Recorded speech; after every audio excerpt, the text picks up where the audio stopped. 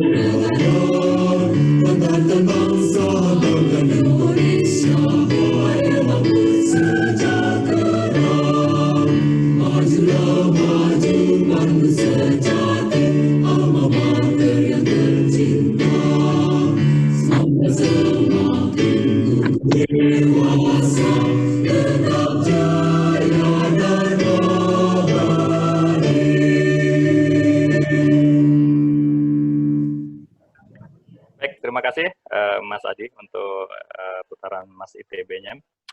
Oke, tema kita sore ini adalah tentang MRO. Sebenarnya MRO, Maintenance, Repair, and Overhaul itu aspeknya banyak sekali ya. Nanti akan dijelaskan juga. Sebenarnya kurang lebih ada 10 item besar yang bisa kita bedah satu persatu untuk menjadi materi dari webinar kita. Untuk yang pertama, kita akan mulai dari cabin maintenance, karena kebetulan alumni PN96 Bapak Andi Lesmana akan membawakan sesi sore ini. Saat ini beliau in charge di seksi cabin maintenance, jadi beliau akan bercerita bagaimana pekerjaan-pekerjaan di situ. Tadi mungkin kalau yang udah sempat lihat videonya, udah membayangkan ya, kira-kira dari pesawat datang, dibongkar cabinnya, diperbaiki, di-refurbish, hingga dipasang lagi, hingga menjadi bagus kembali ya. Nanti beliau akan jelaskan secara detail di awal, setelah itu nanti beliau akan jelaskan juga secara umum, kira-kira bidang-bidang MRO yang lainnya apa saja yang akan kita bedah di sesi-sesi berikutnya. Baik, kita langsung mulai saja untuk Pak Andi Lesmana. Silakan Pak Andi mulai presentasinya. Oke, terima kasih. Assalamualaikum warahmatullahi wabarakatuh. Mas Widya, terima kasih atas kesempatannya. Sore ini saya akan membawakan presentasi dengan judul MRO Industry, Cabin Maintenance Overview gitu ya. Mungkin slide-nya bisa mulai kita tampilkan. Oke, jadi perkenalan dulu, nama saya Andi Lesmana, saya penerbangan Angkatan 96. Saat ini saya bekerja di GMF Aeroasia sebagai Senior Manager Cabin Workshop. Ini adalah latar belakang pendidikan saya SD, SMP, SMA di Wonosobo, Jawa Tengah ya, pas di tengah-tengahnya Jawa Tengah itu. Terus di S1-nya saya ambil teknik penerbangan, 7 tahun kalau lihat di situ ya. Terus saya berkesempatan juga untuk melanjutkan sekolah S2, mengambil subjek untuk MBA di IPMI, Jakarta, di Kalibata. Oke, untuk latar belakang pekerjaan saya, sebagian besar waktu bekerja saya di GMF ya, dari 2005, tapi sebelumnya saya sempat mengajar IT di Bandung, yaitu sambil mengisi waktu mencari pekerjaan yang lebih tepat. Jadi di GMF sendiri saya mulai masuk 2005 sebagai engineer configuration change management, itu berurusan dengan ADSB kalau rekan-rekan familiar. Terus 2011 saya diberi amanah untuk masuk ke unit lease aircraft management, mengelola pesawat-pesawat sewa dari Garuda maupun Citylink. Jadi kita mengelola proses masuk dan proses keluarnya pesawat dari fleetnya Garuda dan Citylink. Terus di 2016 saya diberi amanah untuk bergabung dengan aircraft cabin base maintenance hingga saat ini ya. Dimulai awalnya saya menjadi business support. Saat ini saya sudah masuk ke produksi, area produksi sebagai senior manager cabin workshop. Nanti di belakang kita akan lihat aktivitas-aktivitas apa saja yang saya lakukan di GMF ini terkait dengan cabin workshop. Oke, saya langsung aja terkait isi dari apa yang mau saya presentasikan adalah ini, cabin pesawat. Saya harap rekan-rekan udah pernah naik pesawat komersial semua ya, udah familiar dengan kondisi di cabin. Jadi walaupun mungkin kesannya cabin itu nggak seheboh dengan engine atau dengan sistem-sistem yang lain, tapi sebenarnya nilai jual dari airline itu adalah salah satunya adalah cabin ini gitu. Karena ini adalah titik sentuhnya antara penjual dan pembeli. Penumpang dan airline itu ya ketemunya di sini. Di dalam disinilah semua layanan dari airline itu dinikmati oleh penumpang. Jadi kondisi dari cabin ini menentukan kesan yang dibawa oleh penumpang, dan apakah penumpang akan kesannya bagus atau buruk itu bisa ditimbulkan dari apa yang ada di cabin ini gitu.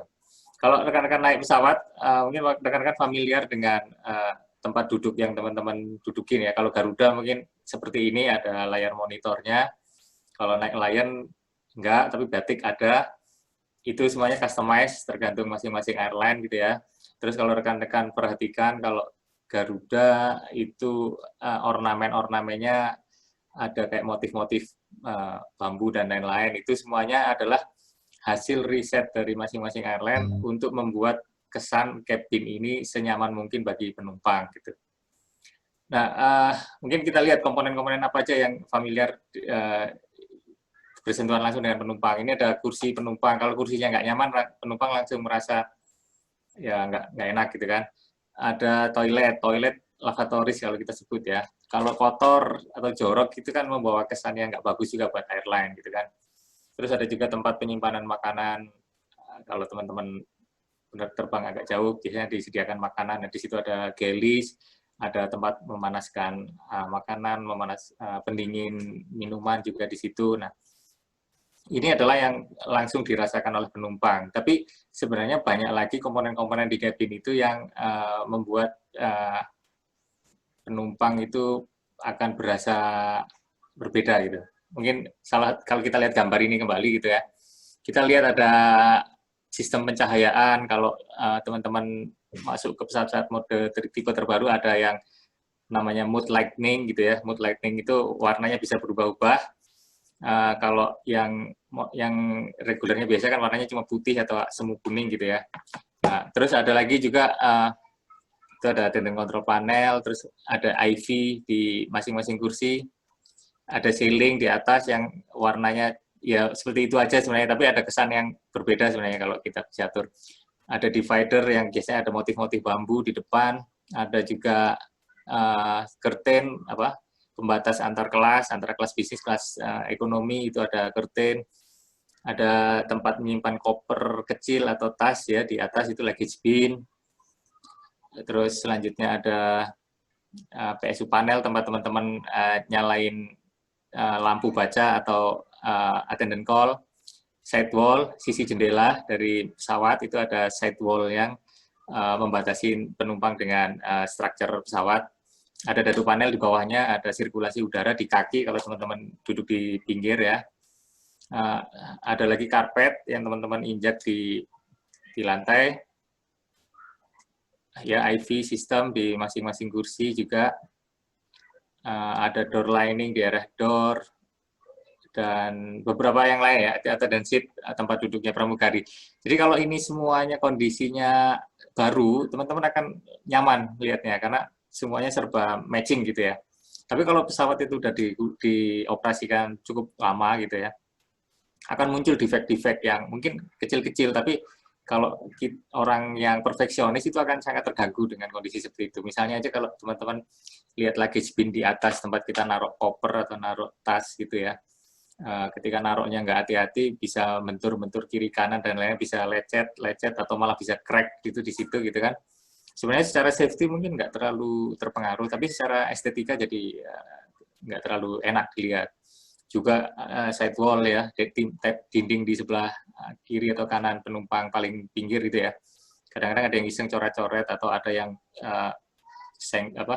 kena sisi tajam dari celananya atau gimana gitu ya, sampai sobek atau apa gitu, yang kalau diperhatikan kok nggak enak gitu, kok ini ada cabin kok kayak gini kondisinya, kayak biskota atau apa yang nggak terawat gitu kan. Seat cover juga kadang-kadang ada bekas tumpahan makanan atau lain, itu juga mengganggu feeling penumpang gitu. Karpet juga sama, ketika karpet itu kotor, ini kok kayak pesawat nggak pernah dibersihkan itu, jadi membawa feel yang nggak enak ke penumpang. Nah, itu semuanya dicegah, jangan sampai itu terjadi di cabin. Jadi kalau Garuda yang sudah mendeklarasikan sebagai airline bintang 5 gitu, itu semuanya menjadi tugas kita untuk menjaga kondisi pesawat ini selalu fit gitu ya. Mungkin masih beda airline, beda standar gitu ya, tapi yang jelas semakin bagus kondisi cabin ini adalah semakin memberikan image positif bagi airline jika emang penumpang bisa menikmati di dalamnya gitu. Next. Jadi cabin maintenance itu bisa saya kategorikan dua ya. Cabin maintenance yang dilakukan di line maintenance, juga cabin maintenance yang dilakukan di base maintenance. Bedanya apa? Kalau di line itu pekerjaannya kecil-kecil, pendek-pendek, jadi waktu kerjanya juga nggak terlalu lama gitu ya. Biasanya dilakukan harian atau dilakukan pada saat pesawat itu round malam, di saat pesawat nggak terbang gitu ya. Besoknya pesawat dipakai lagi udah fit gitu ya. Nah, itu biasanya yang dilakukan adalah cleaning, transit check ya, kondisi terakhir dari pesawat setelah terbang itu selalu dicek. Ada juga teman-teman IV untuk mengecek kondisi apakah semua seat itu IV-nya jalan normal atau tidak, karena teman-teman mungkin tahu kalau ada IV yang nggak nyala di salah satu seat, sebenarnya penumpang itu berhak untuk mengklaim karena dia layanannya jadi hilang gitu kan, mengklaim uang ganti rugi. Terus ada inventory check juga di setiap cabin, itu selalu ada barang-barang yang setiap saat harus dicek kondisinya gitu. Ada cabin control inspection, ada teman-teman yang di-assign sebagai controller keselamatan naik ke pesawat, mencari yang jelek-jeleknya ada di pesawat, karena dengan bisa mendetek lebih awal daripada penumpang, insya Allah nggak akan dapat feedback jelek dari penumpang. Jadi jangan sampai ditemukan oleh penumpang duluan. Itu yang tugasnya dari controller cabin ini. Terus kita juga melakukan penggantian seat cover jika emang dirasa harus diganti karena kondisi yang nggak proper lagi, karpet juga harus diganti, itu kita lakukan saat di line maintenance. Selain line maintenance, ada juga base maintenance. Base maintenance ini skala pekerjaannya lebih besar lagi. Pesawat masuk ke hanggar itu bisa kurun waktu 1 minggu, 2 minggu, sampai 2 bulan, ada yang lebih malahan. Jadi banyak yang bisa dilakukan dalam kurun waktu yang cukup panjang itu, gitu ya. Nah, saya sendiri cabin workshop itu bekerjanya di area base maintenance ini, gitu. Apa aja yang saya lakukan itu bisa kita lihat nanti slide selanjutnya. Jadi setiap pesawat masuk, yaitu sebagian besar ya kita bongkar pesawatnya. Dalaman-dalamannya ini kita kosongin semua ya, seat-seat kita turunin, kita bawa ke shop untuk dilakukan maintenance, gitu ya. Next, di shop kita melakukan, kalau teman-teman tadi saya jelaskan ada banyak panel-panel di pesawat ya, ada dado panel, ada sidewall, ada lining, ada ceiling, dan lain-lain. Itu kalau kondisinya tidak proper, itu kita lakukan repair. Jika ada yang crack, atau ada yang dent, atau ada yang cuil, kalau bahasa Jawanya gitu ya, itu kita benerin lagi semuanya. Terus kita lakukan painting ulang semuanya dengan warna yang sesuai dengan manufacturer standarnya, sehingga kondisinya jadi seperti baru lah, ya, mungkin 99% seperti baru gitu ya. Kalau teman-teman lihat di sini ada gambar toilet shroud, ya, jadi bungkus toiletnya. Itu kan kalau teman-teman masuk ke lavatory terus melihat kondisinya warnanya udah nggak normal lagi, itu kan agak gimana gitu ya. Nah, ini setiap pesawat masuk kita perbarui semuanya itu. Terus next kita juga melakukan yang lain.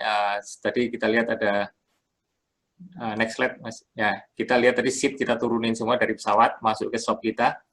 Ini kita rekondisi semua. Jadi yang ada hydraulic system untuk adjustment dari reclining seat, itu kadang-kadang ada yang longgar, kadang-kadang ada yang seatnya backrestnya udah nggak bisa diatur lagi, itu kita lakukan penggantian supaya kinerjanya balik lagi. Juga untuk tampilan juga kita lakukan, kalau perlu ada painting ulang, kita lakukan painting ulang, ada penggantian gitu ya.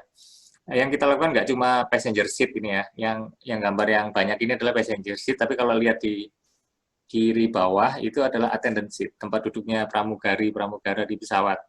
Itu kita lakukan rekondisi juga. Biasanya dia sering ketendang-tendang, di bawahnya lecet-lecet, atau warnanya udah kecoret-coret, bolpen juga kadang-kadang, karena pramugari juga bawa bolpen, juga nyoret-nyoret juga itu. Terus di kanan bawah itu adalah crew seat untuk captain dan FO seat. Itu juga kita lakukan rekondisi di shop kita, gitu. Sehingga kru di kokpit bisa nyaman bekerja. Next, kita juga lakukan repair-repair yang cukup berat, ya. Kalau teman-teman tahu di area pesawat yang sering terkena air, potensi korosi itu tinggi. Ini kalau saya kasih contoh, ini adalah floor-nya lavatory, toilet ya. Jadi karena mungkin sering kena air, dan airnya itu harusnya nggak sampai ke area structure ini ya, cuma karena harusnya seal-nya itu rapat, tapi mungkin karena selama operasional akhirnya seal-nya nggak rapat, jadi airnya masuk ke celah-celahnya, lama-lama korosi kayak gini. Makanya ini kita lakukan repair. Kadang-kadang kita lakukan fabrikasi ulang untuk part-part yang perlu diganti, atau kita biasanya bisa di-sanding ulang, terus diberikan coating ulang supaya tidak korosi. Terus kita lakukan laminate ulang. Jadi panel-panel itu selain painting juga ada yang bahannya film, kayak istilahnya laminate kalau di kita. Jadi bisa lapisan yang bisa dikelupas gitu ya. Nah, ini biasanya kita buka lapisan yang awalnya, dibuka, terus permukaan dalamnya kita haluskan, kalau lihat gambar di bawah itu ya. Terus kita lapis ulang lagi dengan film yang baru. Ini kalau teman-teman naik pesawat Garuda akan familiar dengan motif bambu di beberapa panel yang nampak di cabin itu. Nah, itu laminate itu biasanya mencirikan identitas airline-nya. Oke, next. Yang kita lakukan juga adalah, walaupun namanya tempat saya ini adalah cabin workshop, tapi nggak semua pekerjaan dilakukan di workshop. ada kalanya pekerjaan itu dilakukan di pesawat juga, karena ada beberapa pertimbangan. Salah satunya adalah waktu dan kompleksitasnya. Jadi, kalau teman-teman tahu, ini di tengah ini ada gambar bisnis seat. Seat kelas bisnis itu biasanya ukurannya cukup besar gitu ya. Untuk mencopotnya sendiri itu biasanya butuh effort yang cukup besar ya, karena ada beberapa komponen yang harus dilepas lebih dahulu gitu kan. Untuk membawa keluarnya juga sudah cukup repot. Nah, jika kita punya waktu TAT istilahnya ya, turnaround time-nya terbatas, maka yang kita bisa lakukan adalah mengerjakan perbaikannya di pesawat itu langsung gitu. Kita melakukan painting, terbatas ya paintingnya, nggak bisa maksimal. Terus kita juga melakukan repair yang bisa kita lakukan di situ. Oke, next. Selain itu juga kita melakukan pekerjaan-pekerjaan dressing and covering ya. Jadi kita melibatkan kain-kainan gitu ya. Kalau di pesawat kita lihat karpet itu pasti akan selalu kotor. Biasanya kalau standar airline, kalau saya tahu Garuda gitu, untuk area-area yang sering diinjak, itu area-area lorong, aisle itu bisa diganti cukup sering. Bisa aja kalau musim hujan gitu ya, sering kotor, itu bisa tiap 1 bulan sekali diganti gitu ya. Tapi kalau kondisi-kondisi tertentu bisa aja normalnya bisa 2 bulan sampai 4 bulan penggantian. Tergantung kondisinya, kalau udah terlalu kotor ya langsung diganti. Tapi beda juga ceritanya dengan karpet-karpet yang ada di bawah kursi, karena jarang diinjak, jadi nggak terlalu sering diganti. Terus juga ada curtain pembatas antara kelas bisnis maupun kelas ekonomi, itu mungkin karena selalu sering dilewatin, kadang-kadang muncul sobekan, sobek-sobek. Nah itu karena kalau udah sobek-sobek kan nggak enak dilihat juga oleh penumpang, apalagi penumpang bisnis di situ kan. Jadi itu kita selalu ganti baru. Kita juga punya mesin laundry ini di bawah itu, tengah, dry cleaning ya. Jadi semua seat cover yang kita masuk ke tempat kita selalu kita lakukan dry cleaning. Tidak dilakukan dengan pencucian yang ala-ala tukang cuci biasa gitu ya. Basah itu enggak, tapi dry cleaning sistemnya. Terus yang di kanan bawah itu, sekarang kita mulai banyak melihat operator menggunakan seat cover leather, kulit ya. Jadi kita juga mengembangkan kapabilitas kita untuk melakukan perawatan terhadap kulit. Jadi kulit kalau udah terlalu lama itu biasanya warnanya pudar atau mulai muncul retakan-retakan, nah itu bisa kita rekondisi ulang jadi seperti baru lagi. Next, kita juga biasanya, ya ini udah di fase akhir, jadi setelah semua pekerjaan dilakukan di shop maupun di pesawat, di waktunya, ini adalah waktu yang paling kritikal sebenarnya, waktu instalasi dan final check, karena semua yang udah kita lakukan di shop maupun di pesawat, kondisinya udah oke, jangan sampai ketika instalasi muncul cacat baru lagi, itu akan bikin capek. Nah, ada kalanya ketika masang karena barangnya berat-berat seperti ini, bisa terbentur kiri kanan dan lain-lain, menyebabkan defek-defek baru lagi yang muncul. Nah, itu kita udah belajar banyak bahwa proses ini adalah proses yang paling kritikal ketika kita melakukan perawatan. Jadi saat cabin itu disusun ulang, harus benar-benar dipastikan sangat hati-hati dan tidak ada yang terlewat gitu. Terus ya final check, semuanya apakah sudah berfungsi seperti seharusnya, tidak ada cacat-cacat yang dimunculkan. Biasanya cek pesawat itu ada 2 kali kalau kayak Garuda atau Citylink gitu. Cabin check, selanjutnya adalah aircraft system check gitu. Jadi cabin check itu ada sendiri yang akan mengecek. Biasanya kru cabin nanti akan datang mengecek semuanya di cabin itu udah oke, baru mereka akan oke, set gitu.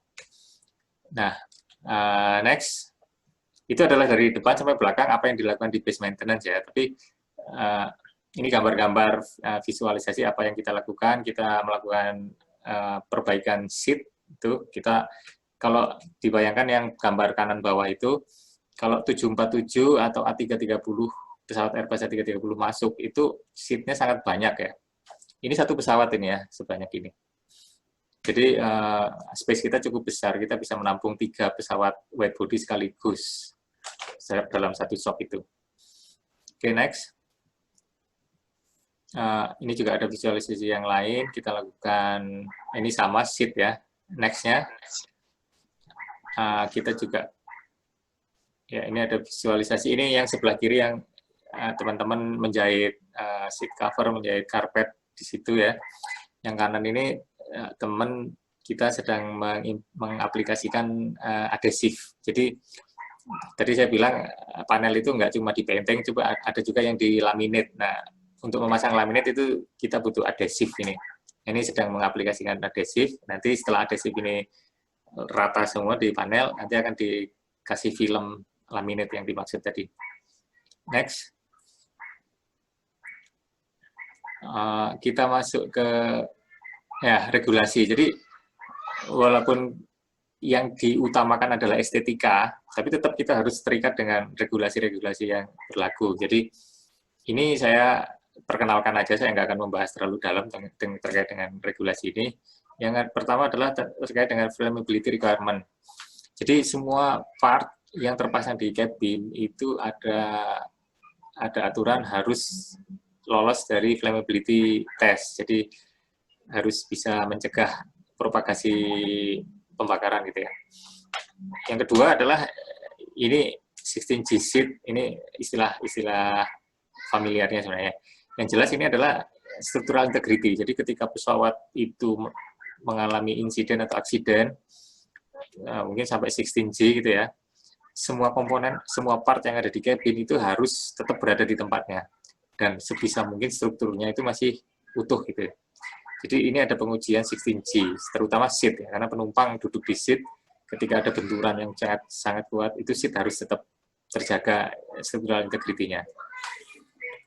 Terus kita juga mengenal beberapa organisasi yang mendukung aktivitas cabin maintenance. Itu ada PMA, Part Manufacturing Approval. Jadi ada organisasi yang bisa membuat part-part tiruan untuk cabin asal sesuai dengan aturan yang berlaku. Nah, itu organisasi yang boleh membuat itu PMA namanya.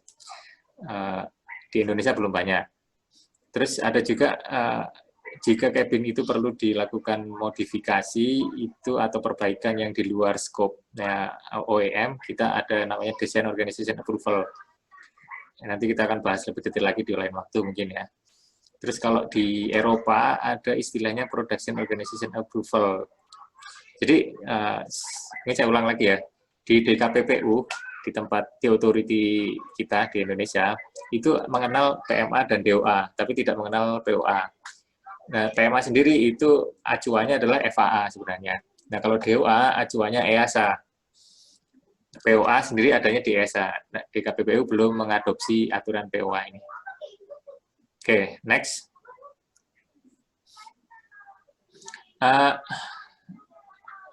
Next sebelumnya. Oke, jadi mungkin yang isu utamanya ketika kita bicara terkait dengan cabin itu adalah kita nggak berbicara dengan ukuran yang sama gitu. Jadi airline satu dengan airline dua atau orang satu dengan orang dua itu punya standar yang berbeda terkait dengan kondisi cabin yang bagus itu seperti apa. Ya, ada yang seperti ini cukup lah gitu. Tapi orang lain atau operator airline lain mungkin bilang itu not acceptable gitu kan. Jadi tergantung lah. Ada yang bintang 5 mengatakan bintang 5 maunya semuanya perfect. Ada juga yang penting murah meriah gitu kan. Yang penting orang duduknya masih nyaman tapi mau ada minor defect ya masih silakan gitu, masih ditolerir gitu. Jadi nggak ada limitasi yang jelas ekspektasi dari airline itu seperti apa. Terus yang kedua adalah ketika teman-teman, mungkin kalau teman-teman naik Lion sama naik Garuda, akan bisa melihat bahwa seat yang digunakan berbeda, bentuk lavatory yang dipakai berbeda, motif cat yang dipakai juga beda, laminate yang dipakai juga beda, semuanya beda. Biasanya antar airline itu nggak terlalu sama. Mereka punya tim desainer sendiri untuk membangun suasana cabin itu. Jadi ketika kita akan melakukan maintenance, kita butuh material-material yang sangat spesifik ke masing-masing airline itu.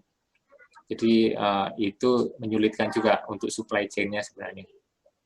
Yang selanjutnya juga isu yang besar juga di cabin maintenance ini adalah OEM atau manufacturer-nya dari barang-barang di cabin itu lebih prefer sebenarnya kita melakukan perbaikan dengan melakukan replacement. Artinya kita beli part pengganti dari mereka terus kita pasang di pesawat itu itu akan sangat costly sebenarnya, akan sangat mahal.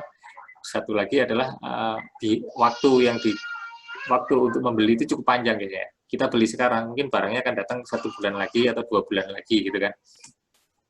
Padahal kadang-kadang customer butuhnya cepat. Nah itu kita harus memberikan solusi yang inovatif ke airline. Gimana solusinya nih kalau kita mau ganti tapi waktu pembeliannya kok cukup lama gitu. Nah itu kita lakukan repair. Biasanya kita bekerja sama dengan PMA, DOA biasanya untuk melakukan sertifikasi repair di luar manual yang diberikan oleh manufacturer.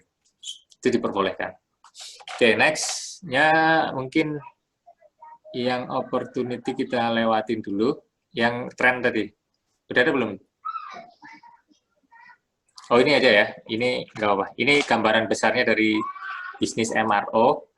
Jadi bisnis MRO itu bisa kita pilah-pilah seperti ini. Ini pekerjaan airframe, pekerjaan komponen, sama pekerjaan engine. Pekerjaan airframe itu ya pekerjaan-pekerjaan A-check, C-check, pekerjaan yang langsung menghandle ke pesawatnya gitu ya. Bisa di line maintenance, bisa di base maintenance. Di line maintenance, seperti saya bilang tadi, ya pekerjaan yang cukup pendek waktunya. Di base maintenance pekerjaannya lebih besar, yang dilibatkan lebih banyak lagi. Nah, itu cabin ada di line maintenance, ada juga di base maintenance gitu ya. Terus komponen itu di tempat kita di GMF, itu kita melakukan repair, overhaul terhadap komponen-komponen avionik, hidrolik, pneumatik, bahkan landing gear yang terbaru ya. Satu landing gear itu kita bisa lakukan overhaul gitu. Tapi di samping itu kita juga memberikan layanan pooling service, artinya itu gampangannya kayak arisan gitu ya. Jadi beberapa airline yang menggunakan komponen yang sama itu di-pooling di tempat kita. Jadi ketika ada yang rusak, langsung dibalikin ke kita, langsung kita kasih penggantinya yang serviceable gitu. Jadi kita nggak mengelola aset satu airline gitu, nggak. Semuanya asetnya digabungkan jadi satu. Jadi availability spare itu jadi lebih tinggi dengan cara pooling service ini. Terus engine yang kita lakukan maintenance overhaul terhadap engine maupun ECU. Jadi ya lain kali akan ada yang membahas lebih detail lagi tentang ini ya. Selain core activity yang 3 ini, komponen airframe maupun engine, kita di GMF juga ada additional-nya, yaitu next. Jadi kita punya yang namanya training center gitu ya. Karena kebutuhan akan manpower yang bersertifikasi, berlisensi, itu cukup tinggi, dan juga harus ada training-training yang recurrent, tiap 2 tahunan selalu dilakukan training ulang gitu. Jadi kebutuhan untuk training ini sangat tinggi, maka kita bikin satu unit khusus untuk training, bahkan juga unit itu juga menampung training-training dari peserta dari luar juga. Terus ada juga unit IGTE. IGTE ini adalah Industrial Gas Turbine Engine. Jadi kita punya kemampuan untuk melakukan engine overhaul, tapi sebenarnya yang menggunakan engine itu nggak cuma airline, tapi ada juga yang lain, misalnya pembangkit listrik atau pabrik-pabrik besar itu juga punya mesin-mesin gas turbine engine gitu kan. Nah itu jadi sasaran kita untuk jadi customer kita gitu, dengan unit IGT ini. Terus ada juga GSE, Ground Support Equipment. Kalau teman-teman tahu ada pushback-car, ada AC car di apron, nah di hangar juga ada kendaraan-kendaraan maintenance yang mendukung aktivitas maintenance. Nah itu dikelola oleh GSE ini. Terus kita juga ada DOA dan PMA yang seperti saya jelaskan tadi. DOA itu Design Organization Approval, mereka bisa melakukan pembuatan desain dan melakukan approval terhadap desain itu, sehingga kita bisa mengeksekusinya dengan legal. PMA ini bisa membuat part-part pengganti tanpa harus kita ngambil dari OEM gitu. Jadi part pengganti ini bisa kita buat sendiri, tentunya dengan proses approval ke authority. Oke, next. Ya, ini tadi balik ya, cabin maintenance itu ada di base maintenance maupun di line maintenance. Saya sendiri adanya di shop sebenarnya ya, area base maintenance. Oke, next-nya. Oke, question and answer. Mungkin saya bisa jelaskan tanpa gambar dulu. Ada tren nih sebenarnya yang di cabin yang harus kita perhatikan juga, bahwa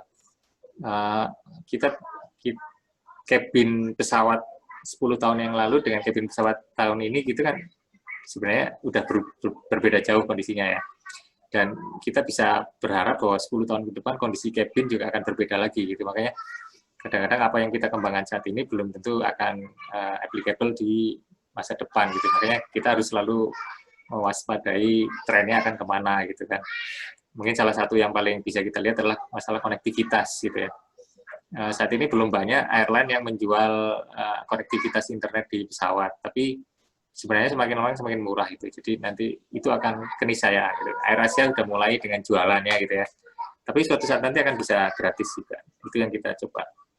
Ada beberapa tren yang lainnya. Kayaknya slide-nya udah habis ya. Oke. Mungkin moderator bisa lanjut dengan question and answer-nya. Terima kasih atas perhatiannya.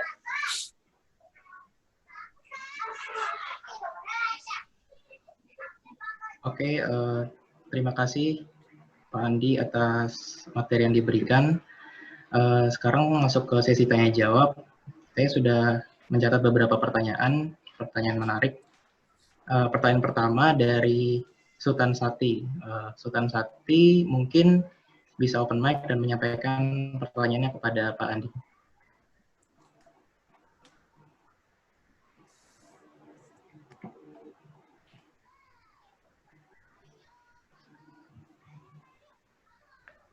Atau dibacakan aja, Rifki, nggak apa-apa. Oke, Pak. Jadi pertanyaannya, seberapa sering komponen in-flight entertainment yang terdapat di kursi penumpang mengalami kerusakan? Biasanya apa saja yang rusak? Begitu Pak Andi. Oke, saya langsung jawab aja ya. Jadi kalau untuk komponen-komponen IV yang ada di seat itu kerusakan yang paling sering adalah individual layarnya ada yang rusak gitu. Jadi beberapa penumpang saja yang merasakan layarnya jadi nggak muncul gambar gitu. Tapi ada juga kendala-kendala di prosesornya yang rusak. Jadi kalau prosesornya yang rusak biasanya seluruh pesawat IV-nya nggak aktif gitu ya.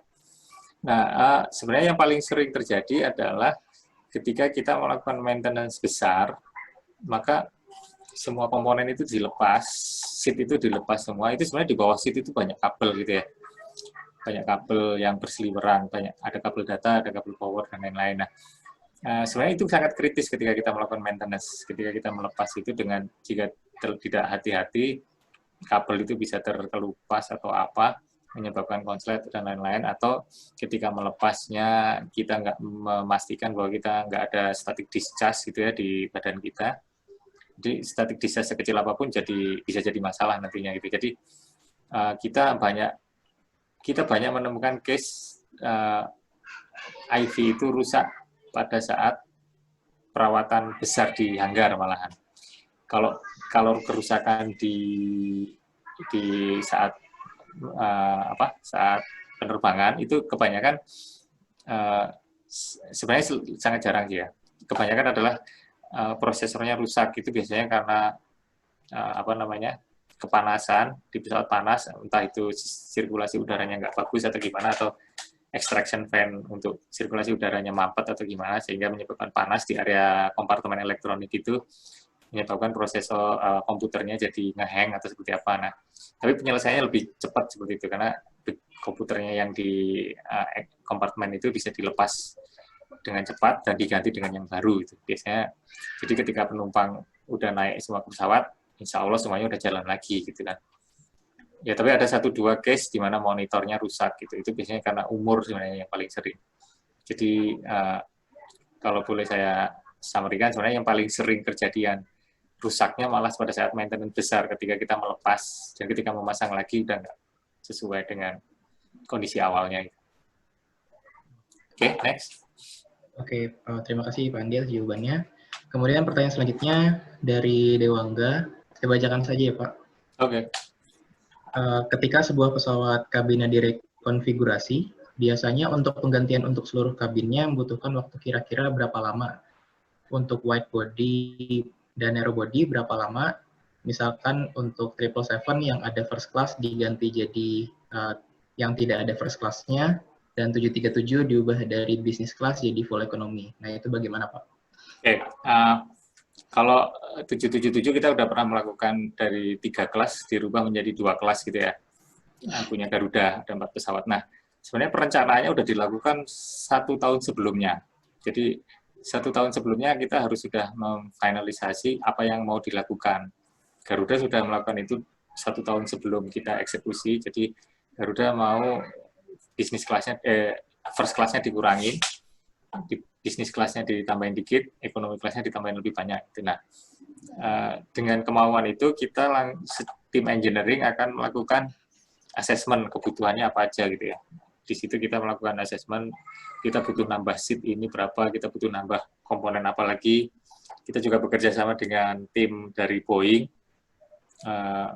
karena detail desain dari pesawat ini sebenarnya Boeing lebih tahu, walaupun kita punya manualnya. Nah, terus kita akan melakukan itu dengan skema apa gitu. Jadi untuk memodifikasi pesawat itu bisa kita minta ke manufacturer-nya langsung untuk memberikan dokumentasi modifikasi, atau kita bisa buat sendiri dengan prosedur STC ya, Supplemental Type Certificate. Itu teman-teman DOA lebih familiar untuk melakukan modifikasi sebesar itu gitu ya.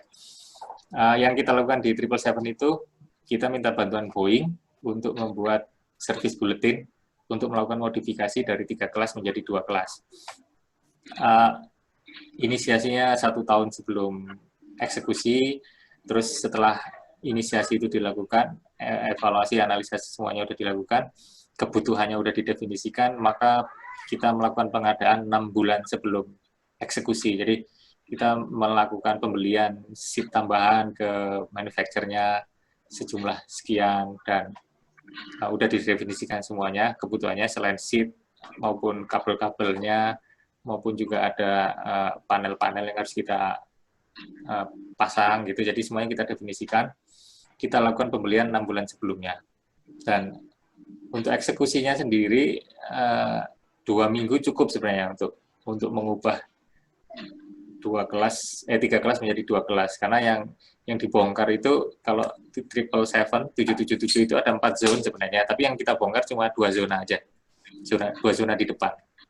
Jadi nggak semuanya dibongkar. Kalau untuk 737 itu juga sama sebenarnya, untuk mempersiapkannya sebenarnya 1 tahun sebelumnya udah kita persiapkan. Cuma mungkin apa yang kita adakan nggak sebanyak yang kalau kita mengubah pesawat besar gitu ya. Kita melakukan modifikasi dari 2 kelas menjadi single kelas 737 itu cukup cepat sebenarnya. Mau kita inisiasi 3 bulan juga bisa, karena kita itu sudah sangat lumrah. Jadi pesawat-pesawat 737 yang berumur itu biasanya nanti setelah dipakai oleh Garuda itu akan diambil oleh airline yang boleh dibilang kelas 2 gitu ya.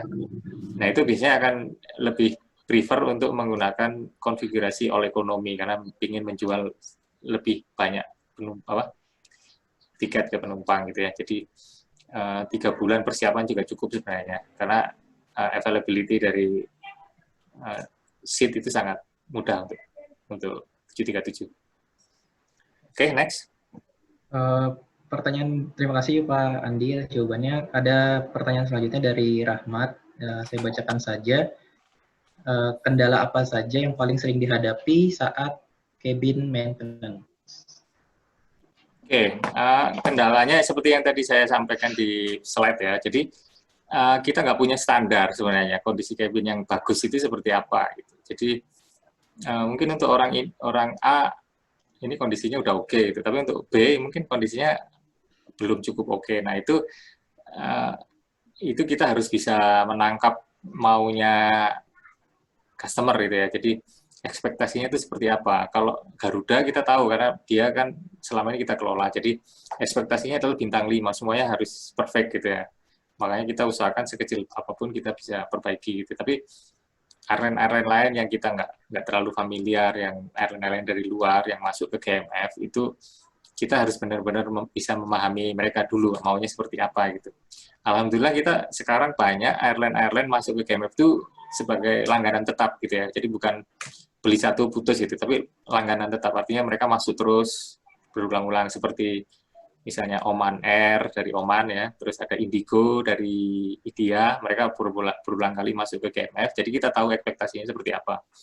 Ada juga Cebu Airlines dari Filipina yang masuk berulang kali, Nah, kita harapkan juga lebih mudah berurusan dengan airline-airline seperti itu, gitu. Karena kita tahu. Yang paling susah adalah ketika ada airline baru masuk dan kita belum tahu maunya seperti apa gitu ya. Itu yang harus kita benar-benar jajaki, karena semakin bagus yang bisa kita persembahkan ke customer, sebenarnya butuh cost yang cukup besar juga. Jadi butuh biaya-biaya yang tambahan biaya yang lebih besar lagi gitu. Makanya antara biaya dan ekspektasi ini harus ketemu, ketemunya di mana. Jadi itu yang kendala yang paling sering. Itu masalah bagaimana kita bisa menangkap maunya customer. Oke. Terima kasih Pak Andi. Sebenarnya saya ada pertanyaan lagi. Bu Leni, ada pertanyaan mungkin? Raise hand soalnya. Atau mungkin saya tanya dulu sambil nunggu yang lainnya, kalau belum ada yang lain. Ya. Masalah ini, saya dulu ya kali ya, Len. Ya boleh Pak. Satu area di pesawat itu sebenarnya mungkin agak jarang ya yang bisa kita lihat-lihat secara detail itu, mungkin galley ya. Kan kalau kayak area tempat duduk terus ke toilet itu kan pasti kita akan lewat, tapi galley itu kan relatif jarang bisa kita tentu ya akses kan, sedangkan padahal itu suatu tempat yang sangat penting untuk apalagi untuk penerbangan jarak jauh, bagaimana dia bisa menyimpan makanan dari catering, disiapkan sehingga sampai bisa di-serve ke penumpang sehingga penumpangnya puas, habis itu dikolek lagi, dibersihkan dan seterusnya. Nah, mungkin Pak Andi bisa cerita nih, kalau di galley itu sebetulnya apa sih equipment yang kritikal gitu yang ada di area situ, karena mungkin kita kan nggak boleh masak ya di sana kan, maksudnya nggak boleh ada api, tapi tetap harus memanaskan dan seterusnya. Kira-kira bisa jelaskan nggak kira-kira galley itu apa aja? Oke. Jadi di galley itu cukup kompleks juga ya. Ada beberapa galley yang di dalamnya ada water systemnya juga, ada air bersih, air kotor gitu ya di dalam galley itu. Juga ada juga listrik juga untuk pemanas maupun oven gitu di situ. Jadi jika ada sistem-sistem pendukung itu yang nggak berfungsi, itu menyebabkan layanan ke penumpang jadi berkurang gitu ya. Kita pernah ada kendala misalnya kalau teman-teman itu ada air kotor sama air bersih, itu kan sebenarnya jalurnya beda gitu ya. Kadang-kadang itu juga, bukan kadang-kadang ya, ada pernah satu case itu tertukar itu, jadi menyebabkan semuanya stuck gitu. Nah, itu menyebabkan galley itu nggak bisa difungsikan sama sekali. Makanya misalnya pramugari mau bikin kopi, airnya nggak bisa ngalir gitu kan. Ada juga yang mampet gitu. Mampet gimana ceritanya sampai mampet? Mungkin ada yang kotoran yang masuk ke dalam saluran. Nah, itu membuat area galley itu jadi banjir. Itu ada kejadian. Jadi kayak gitu. Jadi galley itu bisa banjir karena sistem airnya terganggu gitu. Terus juga ada kalau kita bicara kelistrikan gitu ya. Di galley ini kan ada oven, bisa 1, bisa 2, bisa banyak oven sekaligus gitu ya. Ada juga heater untuk pemanas air untuk bikin kopi dan lain-lain. Itu ya karena ini selalu sering, itu kan oven bisa dilepas pasang, terus bisa dilepas-lepas gitu lah. Ada bisa kondisi di mana terjadi short circuit atau apa yang menyebabkan terbakar dan lain-lain. Nah, itu yang selama ini ada 1-2 case yang kayak gitulah. Makanya kita harus benar-benar memastikan bahwa kondisi galley secara kesisteman oke, secara estetik juga oke. Nah, sebenarnya yang paling banyak saya lakukan di shop adalah mengembalikan estetiknya gitu ya. Kalau teman-teman lihat ada troli ya di bawah itu kalau di pesawat ketika troli itu keluar masuk itu bisa membentur ke kiri ke kanan itu. Jadi banyak yang pecah itu di bawah itu kalau bisa diperhatikan. Entah pecah, entah lepas, kendor dan lain-lain. Nah, itu semuanya kita perbaiki lagi menjadi seperti baru lagi gitu ya. Kadang kita replace dengan part yang baru. Nah, sehingga layanan ke penumpang tetap bisa terjaga. Jadi itu mungkin kebanyakan kendala-kendala di galley sih.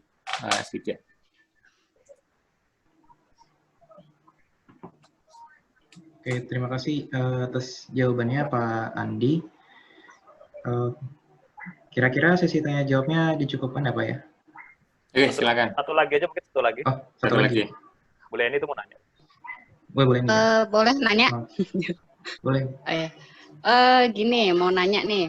Sekarang dari sisi personilnya atau staffnya gitu ya. Pada saat menangani cabin maintenance itu, kira-kira pernah dapat training apa aja?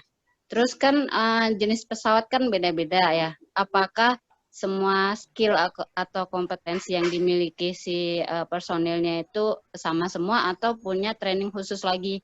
Misalkan nanganin cuman 777, terus ada yang nanganin A320. Nah, itu dapat trainingnya untuk cabin maintenance itu sama atau punya ini sendiri-sendiri? Itu sih. Oke, terima kasih Mbak Leni. Mungkin saya bisa jelaskan kalau personil di shop, cabin shop gitu ya, itu kualifikasinya akan berbeda dengan teman-teman yang bekerja di pesawat, karena personil cabin shop itu sendiri sebenarnya nggak dibuat untuk bekerja di pesawat. Jadi bekerjanya di shop, jadi jauh dari pesawat. Jadi nggak perlu ya sebenarnya yang A1, A4, C1, C2, C3 itu nggak perlu sebenarnya. Jadi basic license itu nggak perlu, AMEL juga nggak perlu, karena untuk di shop sendiri DKPPU punya program namanya COMA ya. Saya lupa kepanjangannya, tapi istilahnya COMA itu padanannya AMEL gitu. Jadi yang dibuat untuk spesialisasi pekerjaan-pekerjaan di shop gitu ya. Nah, jadi yang dibutuhkan itu ada sebenarnya kalau yang selama saya di cabin workshop itu dari personil-personil ini adalah craftsmanship-nya, kerajinannya gitu. Craftsmanship itu ahli pertukangan gitulah ya. Jadi karena untuk melakukan perbaikan itu nggak melulu kita bisa pelajari di kelas, tapi skill orang itu harus udah ada bawaan dari dalamnya bahwa dia itu suka ngoprek-ngoprek dan bisa melakukan, kalau bikin ini tuh halus gitu gampangannya gitulah. Nah, sebenarnya yang dibutuhkan untuk di area seperti ini adalah yang punya craftsmanship yang cukup tinggi. Kalau bisa dibandingkan mungkin kayak pengukir Jepara gitu. Mereka bisa bikin ukiran-ukiran yang bagus gitu. Enggak semua orang bisa kayak gitu kan. Nah, yang kita butuhkan adalah orang-orang yang punya craftsmanship yang bagus, yang bisa sebenarnya lebih bagus lagi punya perfeksionis gitu ya. Punya bawaan perfeksionis. Jadi maunya yang benar-benar perfect gitu jadinya. Nah, semakin orang itu punya craftsmanship dan perfeksionis, itu akan sangat membantu kita mendapatkan produk yang maksimal gitu. Gitu. Tapi emang kita punya kelas kalau di GMF sendiri namanya BCT, Basic Cabin Technician. Jadi semua teknisi-teknisi yang join ke kita selalu dimasukkan ke kelas Basic Cabin Technician itu. Gitu. Untuk nantinya setelah selesai Basic Cabin Technician itu, jadi teknisi di kita nanti selanjutnya ketika udah waktunya, jam terbangnya udah cukup, nanti kita akan sekolahkan lagi untuk persiapan mengambil COMA itu tadi, untuk spesialisasinya. Jadi, agak sedikit berbeda dengan jalur yang di pesawat. Di mana kalau di pesawat ada tipe 777, tipe 737 gitu. Di shop enggak. Kita berdasarkan skill-nya. Jadi painter itu orang yang painting dia punya training khusus untuk painting. Orang yang apply laminate dia udah training khusus untuk apply laminate. Itu biasanya kita minta dari OEM-nya untuk melakukan training terhadap kita. Sama SIP juga sama. Begitu, Bu Leni. Oke. Ya, terima kasih jelas penjelasannya. Terima kasih Pak Andi atas jawabannya. Jadi kalau bisa saya rangkum dari sesi Q&A dan materi tadi, kita mengetahui bahwa kondisi dari cabin itu membawa kesan kepada penumpang. Dan masing-masing operator memiliki nilai lebih dan kurang bagi masing-masing customer juga. Kemudian banyak tantangan yang dihadapi bagi MRO karena bagian pesawat yang paling sering berinteraksi itu adalah dengan pelanggan adalah kabin, sehingga sangatlah penting untuk menjaga kondisi komponen di dalam kabin itu tetap optimal. Oke, kemudian saya mempersilakan Pak Andi untuk memilih 2 pertanyaan yang menarik selama sesi Q&A tadi. Oke, Mungkin yang sore ini yang beruntung, kita akan berikan bingkisan ya. Yang pertama tadi pertanyaan pertama, Mas Sultan Sati ya, dari penerbangan 20. Oke, sama Mas Dewangga, tadi terkait dengan pekerjaan modifikasi. Dewangga, nggak tahu nih, PN berapa itu? Ya, itu 2 orang ya, Mas Sultan Sati dan Dewangga Alfarisi. Nanti silakan Mas Rifki yang mengkoordinir ya. Ya. Oke, nanti saya akan kabari lewat Zoom private chat. Kemudian acara berikutnya saya kembalikan ke Pak Widya. Baik, terima kasih Mas Rifki, terima kasih Pak Andi, tadi sudah memberikan sesi presentasi yang luar biasa. Saya walaupun kuliah di PN, dulu kerja di airlines ya hampir 10 tahun, terus sering naik pesawat ya sebetulnya banyak yang nggak tahu juga gitu. Jadi dengan adanya sesi ini jadi tahu ternyata salah satu kerjaan overhaul atau maintenance itu ya khususnya tentang cabin itu ya rumit juga, kompleks juga, dan itu sangat penting karena itu berinteraksi dengan kita. Bayangkan kalau kita terbang jarak jauh ya, belasan jam gitu, terus tiba-tiba kursinya nggak enak ya, kursinya nggak bisa di recline atau kursinya bagus tapi entertainment-nya bermasalah, itu kan pasti sangat-sangat annoying ya, dan itu bisa langsung habis itu bikin skurat pembaca segala macam ya, akhirnya reputasi dari karirnya bisa langsung terganggu gitu ya. Terima kasih. Jadi ini adalah sesi kita dari MRO yang pertama tentang cabin. Boleh tunjukkan yang MRO yang overview, saya mau kasih gambar juga ke rekan-rekan lainnya, adik-adik yang lain. Jadi kita selain dari cabin ini nanti ke depannya juga akan selenggarakan sesi ya, mungkin di beberapa bulan ke depan kita atur, karena kita punya banyak. Jadi saat ini informasi aja, alumni PN yang ada di GMF itu sekitar lebih dari 70 ya Pak Andi ya. Iya, yang cukup banyak ya. Bergabung di situ. Dari macam-macam angkatan ya, itu. Betul, dari bermacam-macam angkatan. Ini Pak Andi termasuk yang awal-awal ya. Jadi adik-adik ya silahkan kalau memang tertarik nanti 4 tahun, 3 tahun, atau 2 tahun lagi lulus terus bergabung ke MRO, bisa bisa siap-siap dari sekarang ya. Mulai dari belajar apa sih yang dikerjakan di sana, tapi kira-kira saya ingin kerjain. Nah, jadi ini nanti kita kan bikin sesi khusus untuk MRO ini lebih detail ya, karena ada banyak. Jadi tadi itu baru cabin itu baru satu bagian dari mungkin kalau kita lihat di sebelah kanan tuh ada 10 section, tapi mungkin nggak 10-10-nya kita ceritain, mungkin dari 10 tuh kita bagi jadi 5 aja. Ntar ada mungkin dari alumni lain yang menceritakan, nggak harus dari PN 96, karena kita punya alumni lain juga yang memang kebetulan saat ini bertugas di section tersebut, misalnya nanti engine siapa, nanti komponen siapa, dan seterusnya. Nah, mudah-mudahan nanti dengan adik-adik rekan-rekan bisa mendapatkan ilmu ini lebih komprehensif, jadi pada saat kuliah udah kebayang, oh aku kuliah apa nih, tentang korosi misalnya gitu ya.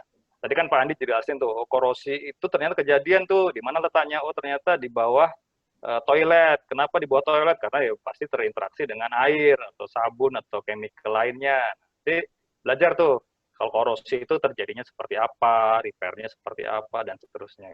Itu masih paling basic things ya. Nanti kalau misalnya masuk ke bagian engine gitu kan, yang belajar masalah propulsi, oh ternyata turbofan itu kayak gini toh gitu kan, isinya apa aja, bongkarnya seperti apa, dan seterusnya. Nanti ada yang di bagian structure juga belajar, oh ternyata structure itu seperti ini. Kalau misalnya si cek ya dia paling gede itu di overhaul. Ya overhaul itu catnya paintnya di stripping semua, dicek satu persatu. Kalau ada yang yang rusak, yang bengkok, yang korosi itu harus dipotong, diganti. Nah itu semua akan dijelaskan lebih detail ya.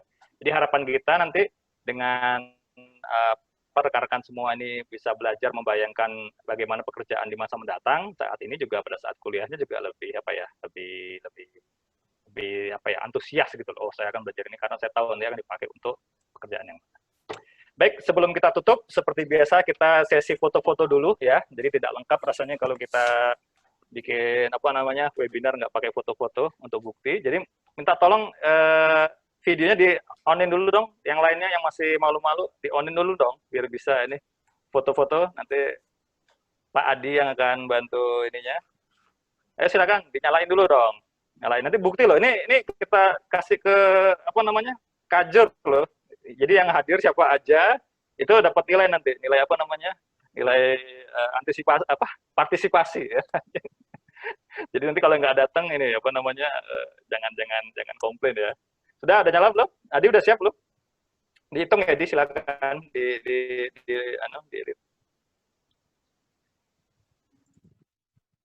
Oke, sebentar ya, lagi disiapin. Yang lainnya silakan nyalain ininya, videonya.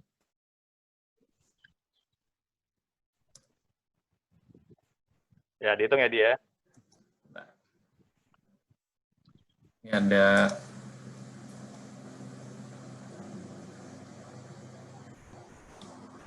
oke, siap-siap ya. Nah.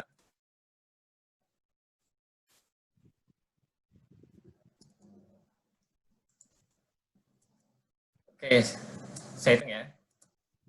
Oke, 3, 2, 1. Oke. Siap. Udah kelihatan semua nih. Udah? Siap. Oke. Baik. Rekan-rekan semua, terima kasih atas kehadirannya. Sampai jumpa bulan depan di sesi berikutnya tentang astrodynamics ya, tentang astronautics. Jadi kita akan panggil pembicara dari LAPAN tentang satelit ya. Jadi yang tertarik tentang astronautika, tentang satelit, jangan lupa untuk hadir di bulan depan. Baik, terima kasih seluruhnya. Selamat sore. Sampai jumpa bulan depan. Terima kasih semuanya.